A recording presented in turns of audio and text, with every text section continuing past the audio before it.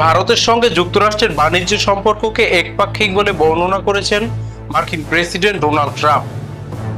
গত সোমবার ট্রুথ সোশ্যালে এক পোস্টে তিনি এই মন্তব্য করেন।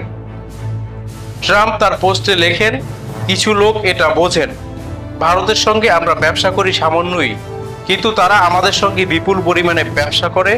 অন্য কথায়, তারা বিপুল পরিমাণে পণ্য আমাদের কাছে বিক্রি করে। তাদের সবচেয়ে বড় গ্রাহক আমরা, কিন্তু আমরা তাদের কাছে খুব অল্পই বিক্রি করি। কারণ হলো, ভারত আমাদের পণ্যে বড় ধরনের শুল্ক আরোপ করে রেখেছিল। এটা অন্য যে কোনো দেশের চেয়ে বেশি। এ কারণে আমরা তাদের কাছে পণ্য বিক্রি করতে পারতাম না। এরপরই ট্রাম্প লেখেন, এটা ছিল একেবারেই একপক্ষীয় বিপর্যয়। ভারত তাদের তেলের সিংহভাগই কেনে রাশিয়া থেকে, যুক্তরাষ্ট্র থেকে কেনে সামান্যই। এমন এক সময় ট্রাম্প এই টুইট করেছেন যখন ভারতের প্রধানমন্ত্রী নরেন্দ্র মোদী চীন সফরে গিয়েছিলেন। সেখানে একটি সম্মেলনে গিয়ে তিনি রুশ প্রেসিডেন্ট ভ্লাদিমির পুতিনের সঙ্গেও সাক্ষাৎ করেন।